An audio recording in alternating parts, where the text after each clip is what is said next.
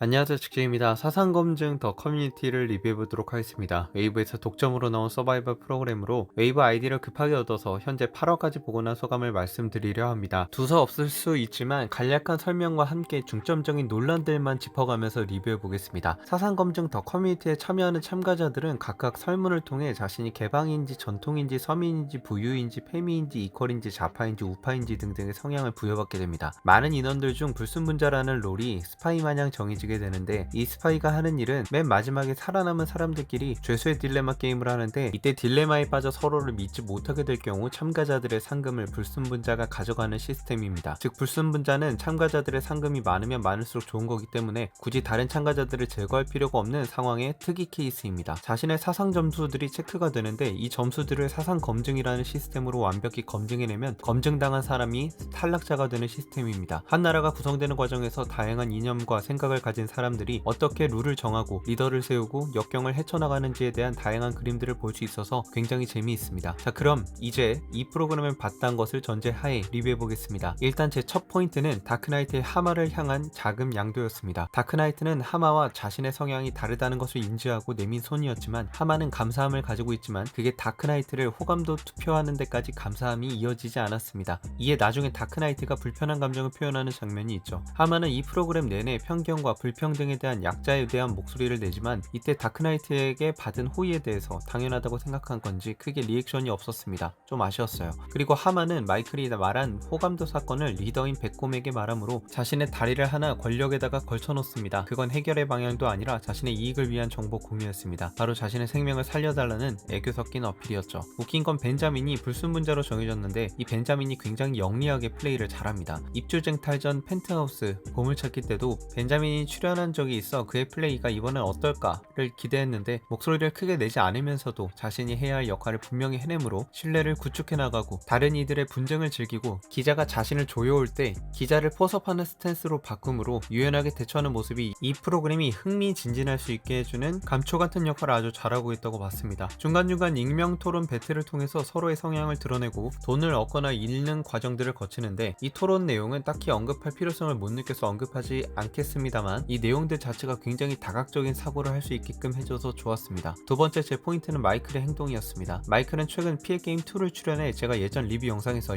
명분윤비라고 이름지어 올렸었는데, 자신이 이성적으로 납득이 안 되는 일이 있을 시 전투적인 서바이벌 모드로 돌아서는 모습들을 보였습니다. 다만 윤비보다 명분과 원리 원칙을 더 중요시하는 슈퍼맨이라는 존재가 그 윤비의 활동을 굉장히 억압했습니다. 윤비의 말이 논리적이지 않은 것은 아니지만, 이때 당시 자신이 호감도 투표를 그레이가 했느니 다크나이트가 했느니 둘 중 하나는 무조건 거짓말이다 라는 것이 사실 불순분자를 색출해내는 거랑 저는 크게 관련이 없다고 생각했는데, 윤비가 자신이 하나 건수 잡았다는 것에 너무 과몰입했다는 경향을 지울 수 없었습니다. 다만 여기 참가자들은 시청자인 우리와 다르게 불순분자가 누군지 모르고 그 목적도 모르기 때문에 이렇게 작은 건수 하나에 민감할 수밖에 없는 것도 이해가 됩니다. 그러나 자신의 의심을 풀기 위해 기자로서의 중요한 정보를 쓰겠다는 것은 커뮤니티를 위한 일이 아니라는 슈퍼맨의 논리를 마이클은 이길 수 없었습니다. 명분이 모두를 납득할 만큼 충분하진 않아요. 그게 불순분자를 100% 색출해낸다는 보장이 전혀 없으니까요. 이 프로그램의 장점은 여자 대 남자의 성별 대결 구도로 가는 것이 아니라 과연 모두가 살 길이 있느냐 없느냐의 문제를 계속해서 고민한다는 겁니다. 마이클은 공존할 수 있는 방법이 없다고 단정지어버리고, 그에 반해 테드는 끊임없이 공존을 모색합니다. 어찌 보면 마이클은 서바이벌이라는 시스템의 고정관념에 빠져서 내가 탈락하기 전에 누군가를 탈락시켜야 한다는 불안을 커뮤니티에 계속 조장하고 있는 셈이 되는 것이죠. 실제로 그 심리를 제작진은 마이클을 통해 잘 이용해먹고 나중에 통수를 칩니다. 테드는 결국 1대1 매칭이라는 불순분자 억제력을 강구하기에 이릅니다. 사실 불순분자의 목적이 참가자들의 검증을 통한 탈락이라면, 이런 불순분자의 억제책을 매번 강구해내는 테드를 불순분자로 몰 만한 명목이 없습니다. 근데 나중에는 테드도 몰리게 되죠. 여튼 마이클은 불순분자의 참가자의 코드 열람이 한번 진행되자 이제 내 말이 맞지 않았느냐 라면서 들떠서 자신의 주장을 시원하게 하면서 자신은 1대1 매칭 체제에서 빠지겠다고 합니다. 근데 여기서도 마이클의 의견은 참가자들에게 통하지 않습니다. 마이클은 불순분자에 대한 리스크 때문이라고 하는데, 자신이 시스템에 편입되든 편입되지 않든 그 리스크가 사라지는 것도 유지되는 것도 아닌 그냥 개인의 불안의 영역이기 때문에 다른 사람들을 설득할 수가 없는 겁니다. 이때 기자가 자신의 취재를 마치고 돌아와 정보를 바로 공유하지 않고 엠바고를 걸게 됩니다. 그 이유는 무엇이며 그 이유는 과연 타당할까요?